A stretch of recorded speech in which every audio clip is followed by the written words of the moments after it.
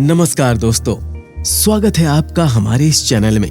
और आज कहानियों की श्रृंखला में हम आपको एक ऐसे साधारण लड़के के बारे में बताएंगे जिसने खूंखार राक्षस से लोहा लिया और कमजोर होते हुए भी राक्षस की जान ले ली। स्वागत है आपका संस्कार टेल्स की कहानियों की दुनिया में। आइए सुनते हैं ये रोचक कहानी। किसी गांव में विवेक नाम का एक लड़का रहता था। वो गायों को चराया करता था। एक दिन वो जंगल में गायों को चरा रहा था। इतने में एक भयंकर राक्षस वहां आया। उसके आते ही सारी गायें इधर उधर भागने लगीं। उनमें से कुछ गायों को राक्षस उठा ले गया। बाकी गायों को ढूंढने में विवेक पूरा दिन लगा रहा।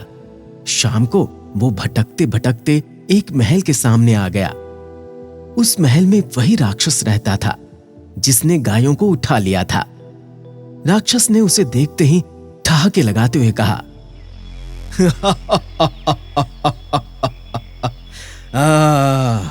मैंने तुम्हारी सब गायें खा ली हैं, अब तुम्हें भी खा जाऊंगा।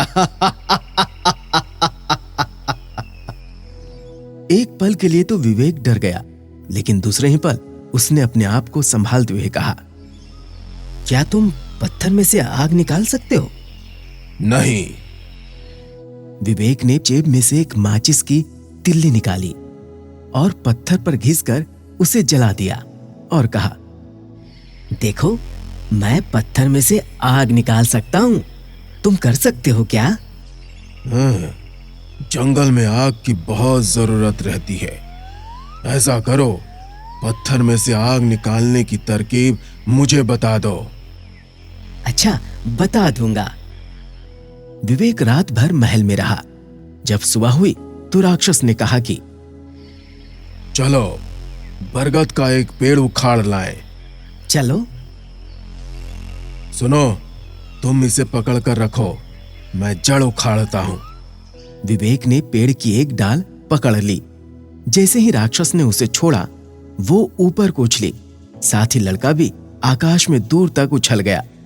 लड़के ने कहा, अरे वाह, ये तो बहुत अच्छा खेल है, मजा आ गया। उसने राक्षस से कहा, क्या तुम मेरी तरह इतना ऊंचा उछल सकते हो? नहीं। जड़ की तरफ का हिस्सा भारी है, मैं इसे उठाऊंगा। राक्षस ने पेड़ का तना कंधे पर रखा।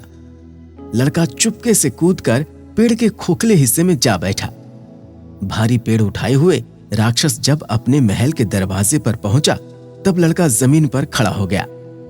राक्षस ने पेड़ को जमीन पर पटक दिया और हाफने लगा। तब विवेक ने कहा, अरे, तुम तो थक गए, मैं तो नहीं थका। ये देख राक्षस को बड़ा आश्चर्य हुआ कि लड़का नहीं थका। राक्षस ने मन ही मन सोचा, अगर मैंने इस लड़के को नहीं मारा तो ये मेरा मालिक बन बैठेगा। कुछ तो करना पड़ेगा। राक्षस की इस मंशा को विवेक भी समझता था। इसी बीच विवेक को राक्षस के घर में चमड़े का एक थैला दिखा। विवेक ने उसे चुपके से ले लिया और उसमें पानी भरकर अपने सोने के बिछौने पर रखकर उसे चादर से ढक दिया और वो स्वयं दरवाजे की आड़ में चुपचाप जाकर बैठ गया। आधी रात होने पर राक्षस उठा और धीरे धीरे चलकर विवेक के बिछौने के पास पहुंचा। उसने समझा लड़का सो रहा है। उसने बड़े जोर से एक घूंसा मारा। चमड़े का थैला फूट गया और पानी राक्षस के मुंह पर जाकर गिरा।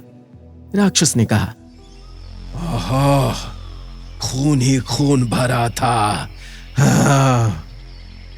सवेरा होते ही विवेक मुस्कुराता हुआ राक्षस के सामने पहुंचा और कहने लगा, अरे भाई, रात को मैंने सपना देखा कि एक मक्खी ने मुझे काट लिया। इतना सुनते ही राक्षस उसकी ओर डर भरी आंखों से देखने लगा। इसके बाद दोनों साथ साथ खाने बैठे। विवेक ने गले के पास एक थैली बांध रखी थी। वो खाता भी जाता था और राक्षस की आग से बचाकर थैली भी भरता जाता था। देखते ही देखते थैली भर गई और उसका पेट मोटा दिखाई पड़ने लगा। ये देखकर राक्षस डर गया। तब विवेक ने कहा, क्या तुम इतना खा सकते हो? नहीं, तुम देखने में तो इतने छोटे हो, लेकिन तुम इतना ज्यादा कैसे खा लेते हो? मैं पेट की थैली को चीरकर खाने को बाहर निकाल देता हूँ और फिर खाने लगता हूँ, समझे? ये कहकर विवेक ने चाकू निकाला और अपने कुर्ते के अंदर डालकर थैली को चीर दिया। उसके अंदर का खाना बाहर आ गया। ये देखकर राक्षस बहुत खुश हुआ। उसने कहा, अरे वाह वाह वाह, ये तो बहुत अच्छा खेल है। कितना मजा आएगा, खाना निकालो और खाओ। हाँ, बस बस बस मनपसंद चीज खाते ही रहो। इसके बाद राक्षस ने भी एक बड़ा चाकू हाथ में लिया और अपने पेट में भोंक लिया। पेट फटते ही वो धड़ाम से गिर पड़ा और मर गया। विवेक उस महल का मालिक बन गया और उसे महल में बड़ा सा खजाना भी मिला। तो दोस्तों, इस कहानी से हमें यह सीख मिलती है कि अगर बुद्धि से काम लिया जाए तो बड़े से बड़ा संकट भी टल जाता है। और दुष्टों के साथ या जो आपसे बैर रखते हैं, उनके साथ हमेशा चतुराई से रहना चाहिए। इस प्रकार की रोचक कहानियों को सुनने के लिए हमारे इस चैनल को लाइक, शेयर और सब्सक्राइब करें। और हाँ, बेल आइकन जरूर दबाएं ताकि रोचक कहानियों का नोटिफिकेशन सबसे पहले आप तक पहुँचे। नमस्कार।